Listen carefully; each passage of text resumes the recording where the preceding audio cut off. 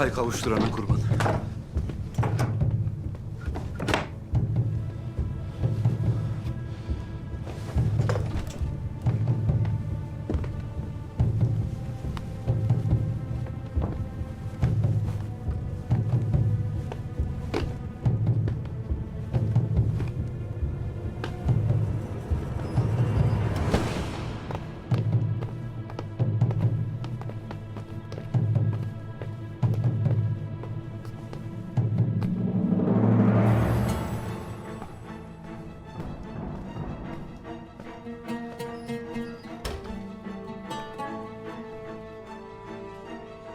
Hayırdır abi?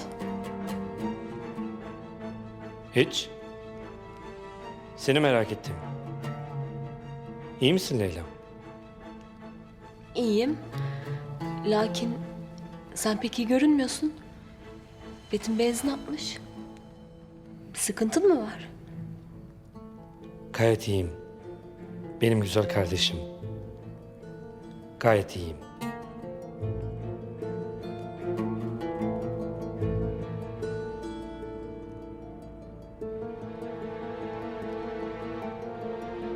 Bu kimdir? Yaralı bir kız.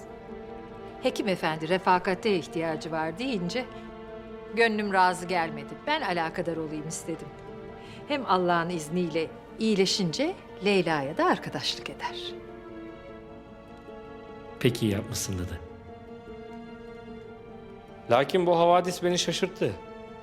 Malum benim güzel kardeşim uzun yıllardır yabancılardan uzak duruyor. Keşke elimden başka türlüsü gelse de sizi üzmesem abi. Öyle deme evladım. Leyla iyileşmek için gayret sarf ediyor. Aklını böyle endişeler sokmayalım.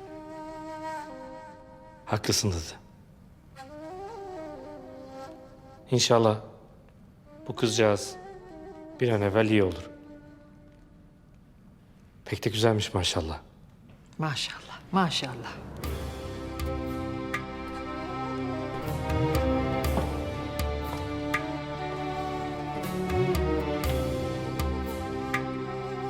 Leyla'm. Gül ruhsarım. Seni böyle gayretli görmek beni çok mesut etti.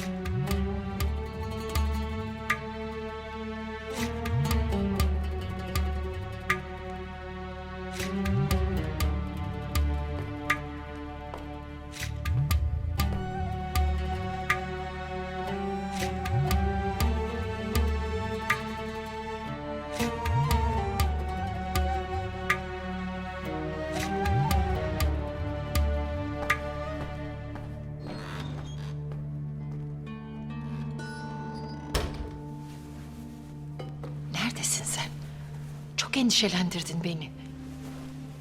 Dadı. Dayımı az kalsın gerçekten öldürüyorlardı.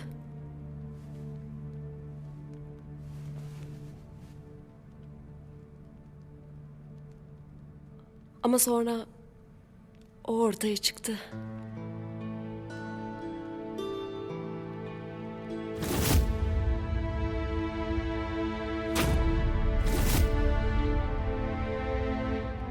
Size şükranlarımı sunarım. Benim için belanın ortasına daldınız. Boş ver beyim. Biz Türkmen taifesinin bir lafı vardır. Sen de bilirsin. Deveciyle ahbaplık eden kapısını da ona göre yaptırırmış. Şahabettin ve onu kaçıran adamları bulamadık. Sanki yer yarıldı da yerin dibine girdiler. Her sokakta, her köşe başında adamlarımız olacak. Bilhassa dergah, sahaf gibi Ertuğrul'un girip çıktığı yerlere dikkat edin. Şehrin kapılarına da fazladan nöbetçi koyun. Ne olursa olsun Halep'ten dışarı bir adım bile atmamalılar. Anlaşıldı mı? Afşin Bey'den haber var mıdır? Sen daha Afşin Bey'i tanıyamadın mı beyim? O istemedikçe ondan haber gelmez. Şimdi de ak gömleğini kuşanıp keferenin kalbine girmiştir. Gayrı Frengistan'dan mı çıkar, Acem illerinden mi meçhul?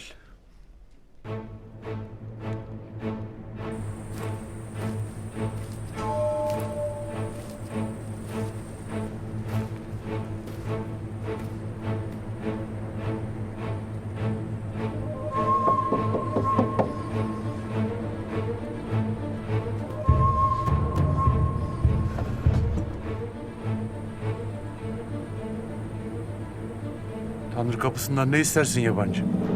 Ahlat ağacının gölgesinde serinlemek isterim.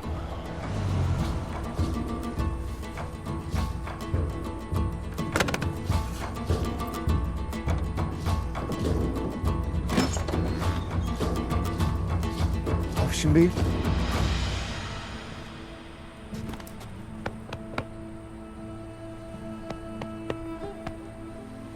Saltuk kardeş. Sensin. Gel içeri gel.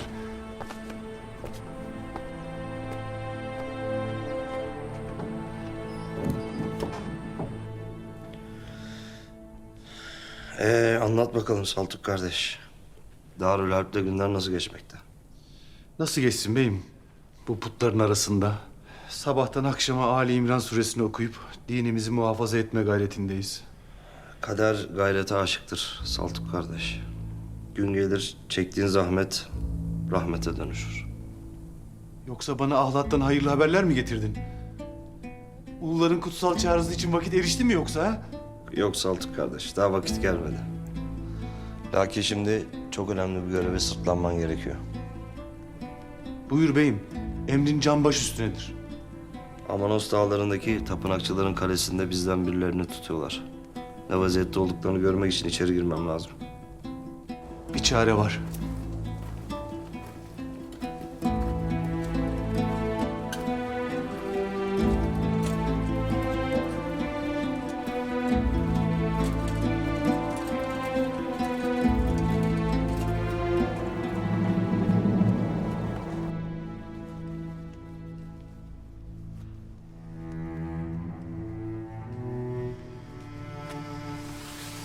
Çok güzel oldu.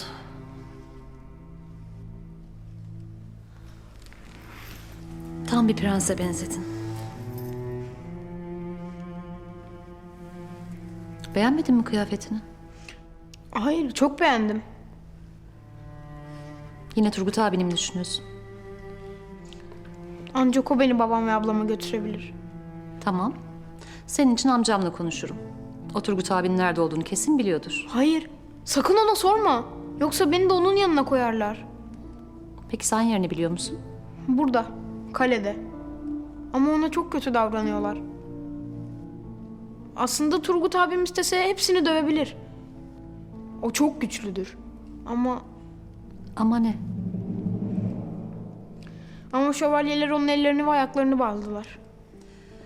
Belki Turgut abin çok büyük bir kabahat işlemiştir. O yüzden oradadır. Asla. Turgut abim beni korumaktan başka hiçbir şey yapmadı.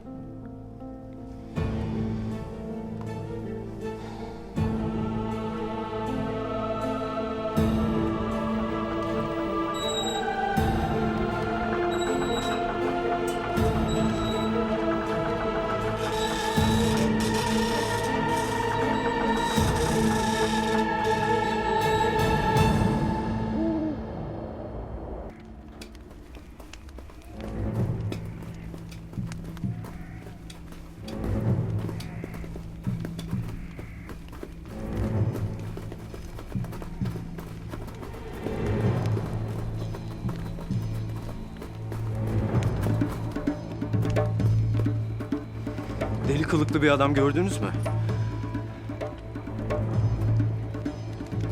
Sizin önünüzden geçen adamı diyorsun. O şu tarafa gitti.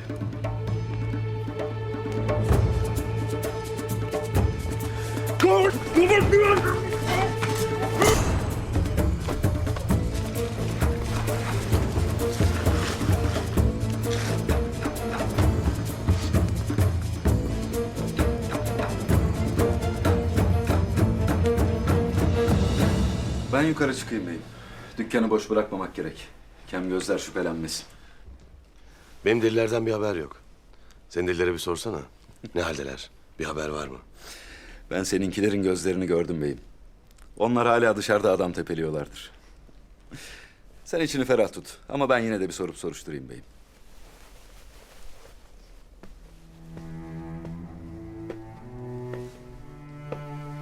Bu tapınakçıların tek derdinin beni sizin sarayınızda öldürmek olmadığı belli. Bunların sizin üzerinize kurmak istedikleri oyun nedir? Onların derdi benle değil. Halep'le. Haçlılar Kudüs'ü işgal edince bu tapınakçılar denen güruh peyda oldu. Önce papayı, sonra bütün Hristiyanları kandırdılar. Kendilerini Kudüs'ün yegane muhafızları olarak kabul ettirdiler. Binlerce insandan altın ve arazi topladılar. Ama sonra Allah'ın keremi ve izniyle Selahaddin Eyyubi Kudüs'ü fethedince kimse bunların laflarına kulak asmamaya başladı. İşte onlar da şimdi kaybettikleri itibarlarını yeniden kazanmaya çalışıyorlar. Etrafa zehir saçmaları, ortalığı karıştırma gayretleri bundandır. Bırakın onlar oyunlarını kursunlar. Zor oyunu bozar deriz ya her zaman. Önce sizin üzerinize atılan iftiraların pisliğini temizleyeceğiz. Sonra da hiç beklemedikleri anda onları vuracağız.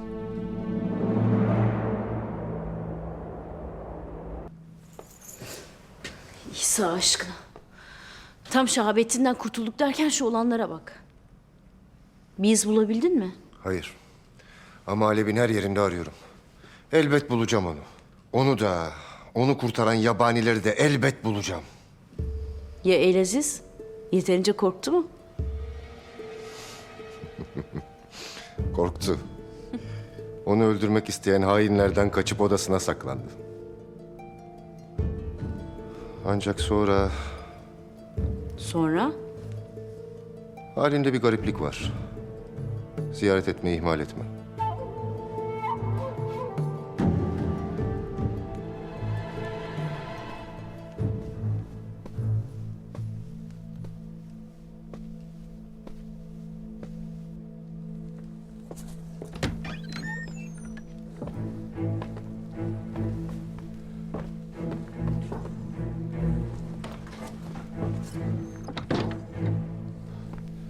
Ertuğrul Bey'imiz nerededir?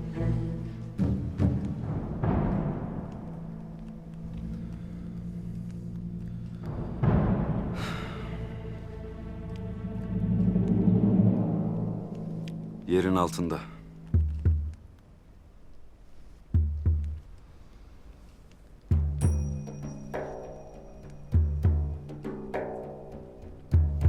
Hadi gelin gelin.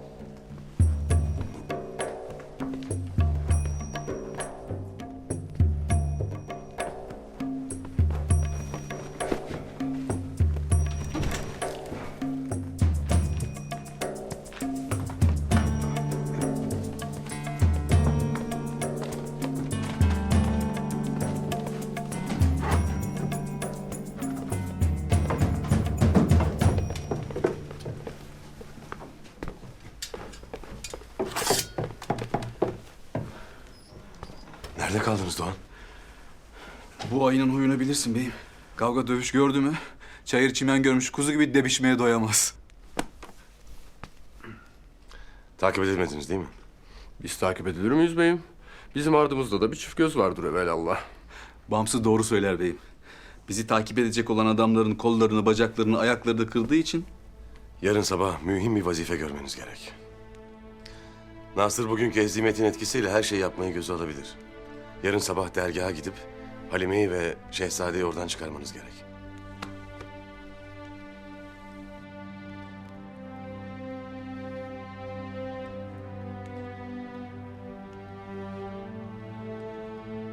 Kimmiş? Neyin nesiymiş bu kız dadı? Dergahta misafirmiş. Başına neler gelmiş hiç bilmiyorum. Lakin yarası cerahatlenmiş. Hekim de sarayda tedavi edilmesi gerekir deyince alıp getirdim buraya. İyi de neden benim odama getirdin dadı? Zavallının teki be kızım. Sana arkadaşlık eder diye umudum. Leyla, bak eğer kızdıysan Estağfurullah. Lakin bilmez misin ben kimseyle arkadaşlık etmem. hele bir canını kurtarsın zavallı. Eğer istemezsen başka yere taşırız onu.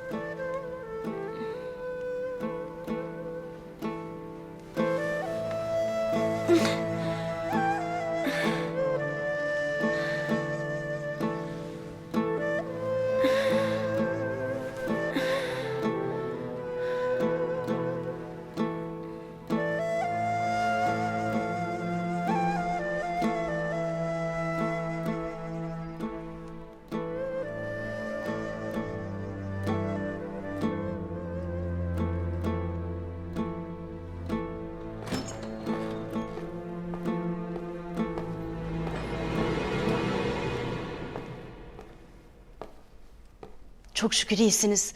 Olanları duyunca öyle endişelendim ki sizin için.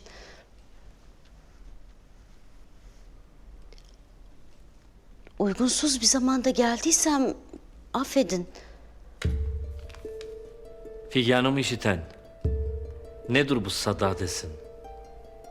Hal bilen ehli diller, çektiği sevda desin. Silinip gitsin ismim. Elaziz anılmasın. Künyemizi okuyan, bülbülü şeyda desin. Fevkalade. Bugüne kadar işittiklerimin en güzeli. Çünkü daha önce hiç tatmadığım hisler vesile oldu bu şiire.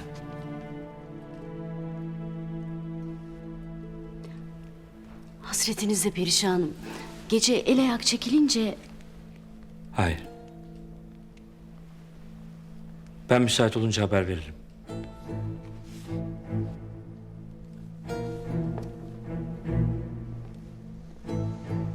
hislerime yenik düştüm.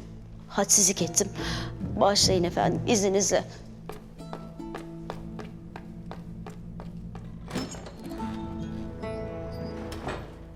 Ha Esma. Zavallı kızcağız.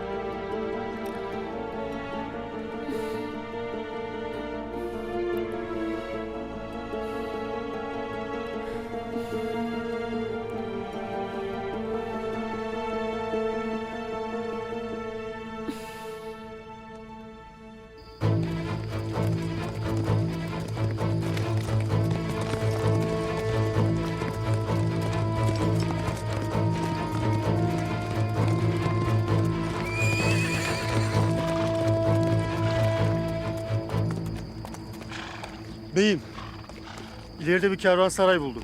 Uzakta mı? Fazla uzak değil beyim. Bu geceyi kervansarayda geçireceğiz. Etraflıca düşünüp bir karar veririm. Çok yoruldum beyim. Sen daha iyi bilirsin ama biraz dinlensen.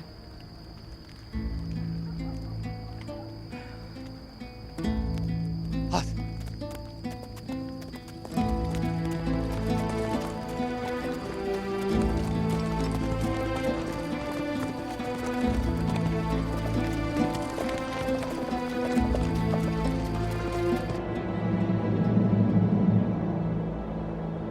Küçük prens babasına göre daha sıcakkanlı olacak galiba.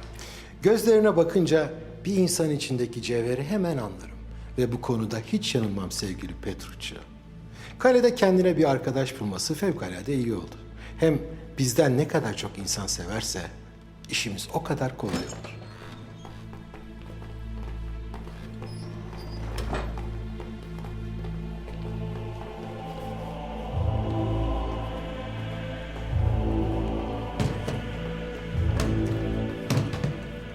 Sandıklar burada kalsın Markus.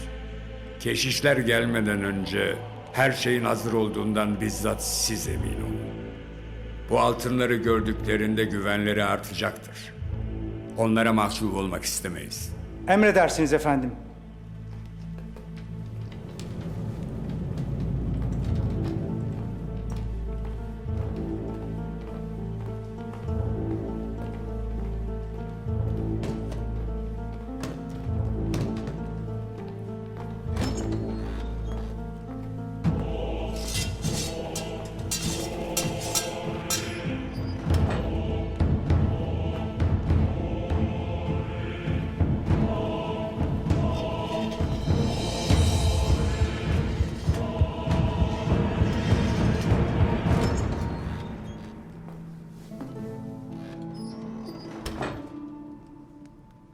Nasılsın güzeller güzeli yeğenim?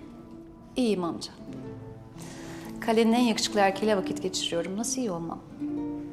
Nasılsınız saygıdeğer prensimiz? Ben prens değilim. Ben Selçuklu şehzadesiyim.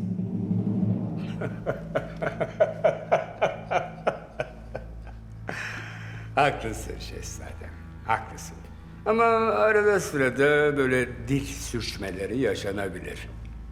Lütfen özürlerimi kabul buyurun. Isadora. Seni en son gördüğümde küçük sevimli bir çocuktun. Ama şimdi güzeller güzeli bir genç kız olmuşsun. Göz kamaştıran muhteşem bir değişim. Ben sizi maalesef hatırlayamadım Kardinal Hazretleri. Siz beni daha önce gördünüz demek. Güzel Isadora. Seni en son sevgili dostum Giovanni'nin elini sımsıkı tutarken görmüştüm.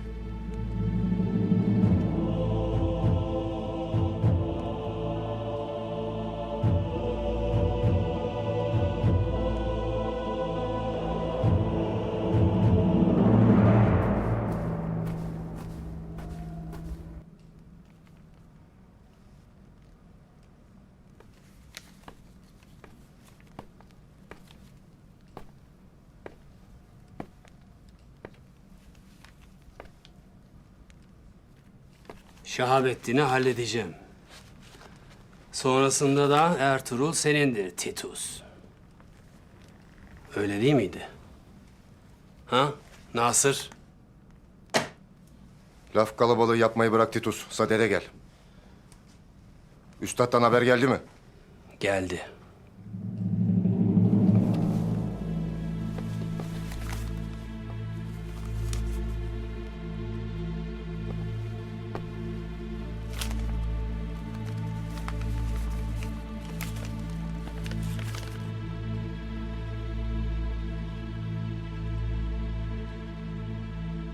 Üstad esas taarruza başlamamızı istiyor.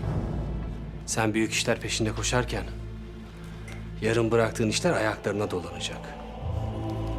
Kastettiğin Şahabettin ve Ertuğrul'sa onlar burunlarını bile dışarı çıkartamazlar. Mahkemede satın aldığın, bülbül gibi şakıttığın o şahitler var ya, onları Ertuğrul'un tek tek ağlamayacağını mı zannediyorsun? Halep'in bütün sokaklarına adamlarımı yerleştirdim diyorum. Ertuğrul'un gölgesi dahi çıksa anında tepesine bineriz. El Aziz öyle bir avucumuzun içinde ki... O şahitlerin hepsi bir araya gelse... Emir Hazretlerimiz yine de bizi dinler. Neticede ben onun biricik kurtarıcısıyım. Eftelya da sevgili Esması.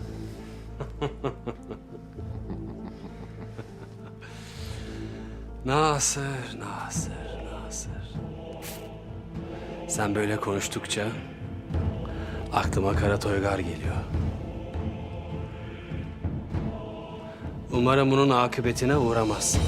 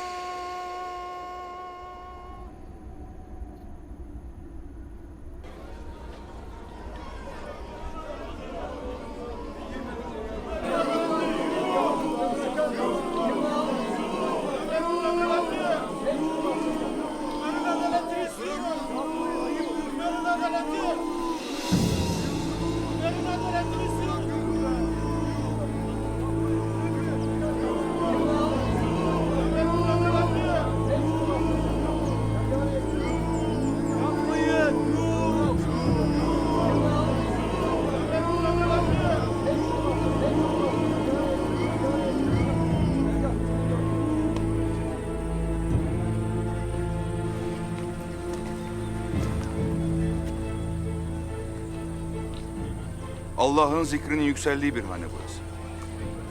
Dervişler buranın edebine uygun davranmadığınızı düşünüyorlar. Dervişler, kafirlerle iş tutan bir hainin kaçırılması hakkında ne düşünürler? Emir Hazretleri işbirlikçilerin burada yuvalandıklarına inanmakta. Onları aramamıza engel olmayın, biz de zor kullanmayalım. Destur ya.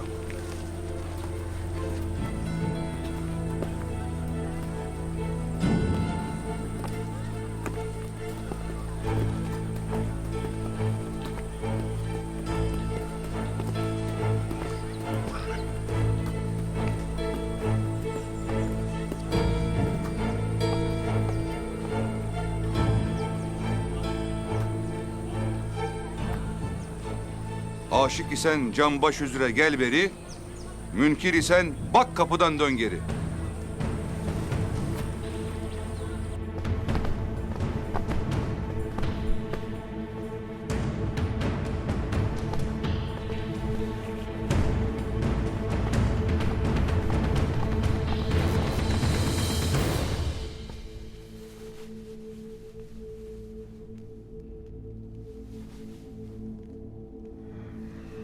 Pirim.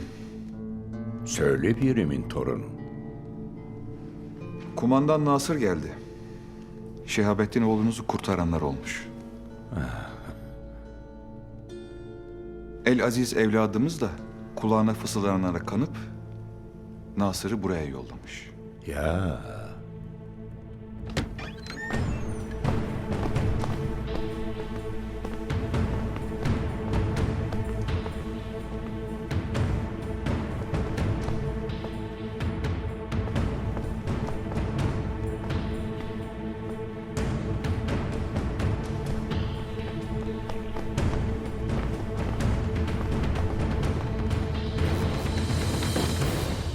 Endülüs'te çocuğun biri dayısıyla gayrimüslim bir değirmenciye buğday götürmüş. 100 okka buğday verip 90 okka un alacaklarmış. Değirmenci de böyle kantara hile karıştıran bir adammış. 80 okka tartıp doldurmuş bir çuvala. Çocuğun dayısı da adamdan hakkını istemiş. Sen ne biçim adamsın demiş. Aralarında bir tartışma başlamış. Sonunda gırtlak gırtlağa gelip kavgaya tutuşmuşlar. Çocuk ne yapacağını şaşırmış. Dayısıyla değirmenci oradan oraya savrulmuşlar. Çuvallar patlamış. İkisi de bembeyaz una bulanmışlar. Çocuk gitmiş, eline bir sopa geçirmiş, dikilmiş adamların başına. Gavur hangisi? Dayım hangisi? Gavur hangisi? Dayım hangisi? Gavur hangisi?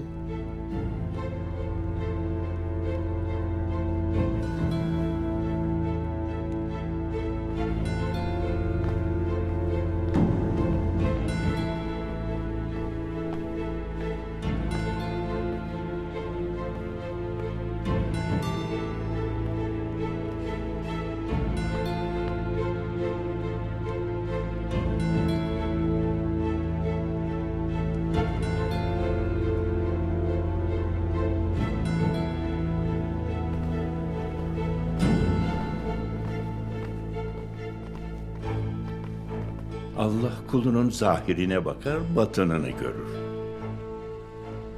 Nice içi kafir, dışı Müslüman, dışı kafir, içi Müslüman vardır. Hak Teâlâ'nın Sûre-i Bakara'da buyurduğu gibi. İşte onlar hidayete karşı delaleti satın alanlardır. Fakat onların ticareti fayda etmemiştir. Onlar doğru yolu bilen kimseler de değildir.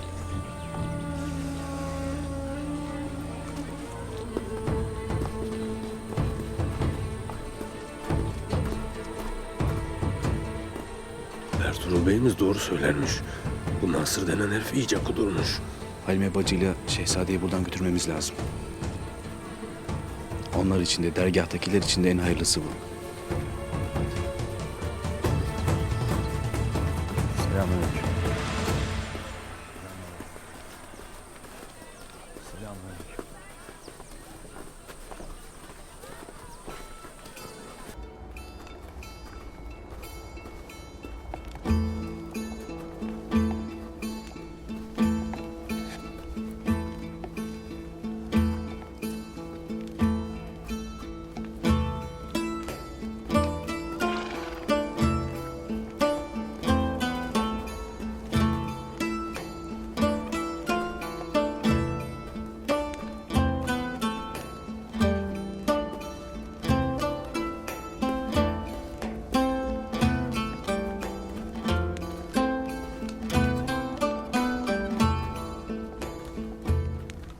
Kolay gelsin Gündoğdu. Selcan Hatun'u fazla yormayasın. 2 canlıdır. Zaten yol zorlu. Sana mı kalmıştır bizim bebemizi düşünmek? Elbet yeğenimizi düşünürüz. Soyumuzun geleceği Gündoğdu sayesinde yürüyecektir. Hem ben bu ihtiyar halimle yeğenimizin bey olduğunu göremem ama... Sen yine nasıl bir oyunun peşindesin Kurdoğlu? Ah be evlat. Ne oldu, nasıl oldu da bana böyle kin tutar oldun bilmem. Elbet kan kardeşimin hastalığı sırasında obanın birliği dirliği için ben de sana söz söyledim. Hatta senin bana karşı çıkışına içerleyip kötü sözle söyledim. Ama seni bir başka severim Gündoğdu, bilirsin. Bu obaya bey olma sırası sendedir. Bunu ben de canı gönülden isterim. Hem zaten ben bütün bu olanları senin gençliğine verip sineye çekerim. Buyur. Bu bal pek değerli bir baldır. Sercan kızımız yesin, güçlensin. Yeğenimize de kuvvet olsun.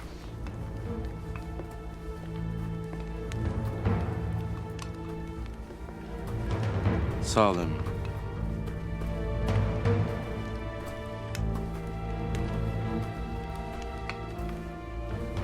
Ne 200'lü adamdır şu Kurdoğlu.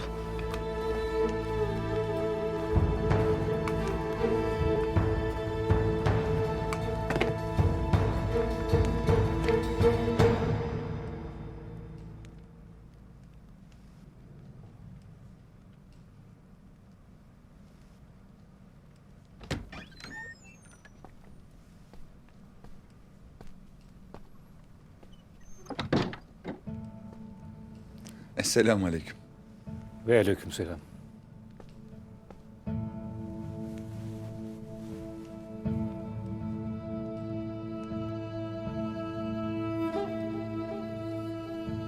Halime kızımız sarayda şu an emin ellerdedir Numan Efendi. Artık tez zamanda şifaya kavuşması için tevekkül ve dua vaktidir. Haklısınız. Lakin saray bu kadar keşmekeş içindeyken onu orada bırakıp gelmek biraz ağır geldi. Doğduğundan beri belki de ilk defa ayrı kalıyoruz. Tek dert bu da değil. Yiğit, Sizin yollarınızı bugün ayıran Allah, günü geldiği zaman bir araya getirir elbet. Sıkmayın canınızı.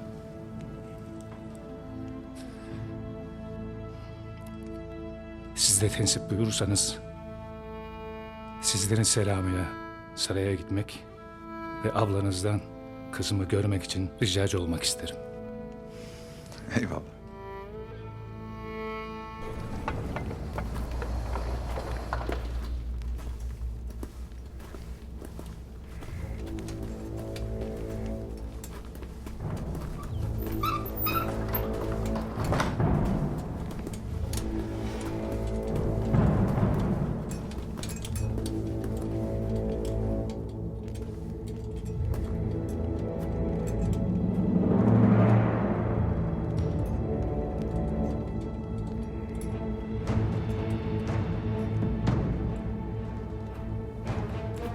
Hoş geldiniz muhterem peder Daniel.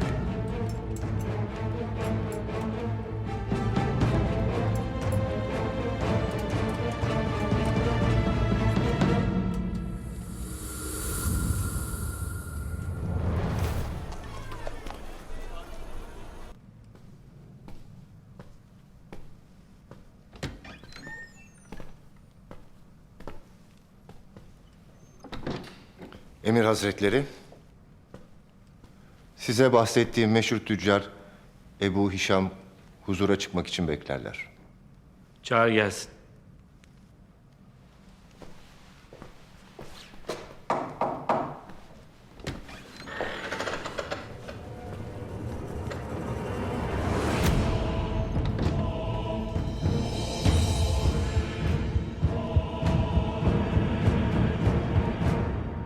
Nasır'ın dedikleri doğru mudur Ebu Hişam?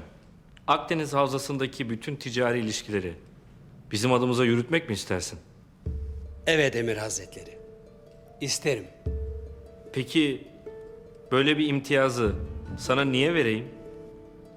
Halep Emirliğin tüm satılabilir mamullerini, tüm ticari gemilerini, tüm kervanlarını benim denetimime verin.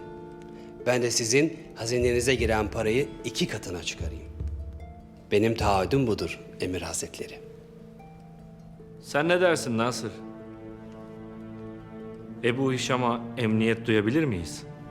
Elbette Emir Hazretleri. O bu dünyada görüp görebileceğiniz en dürüst kişilerden biridir.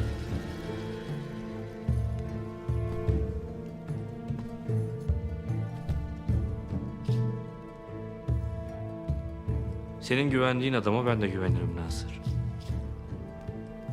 O halde Halep'in ticari hayatının bütün damarları artık avuçlarındadır Ebu Hişam.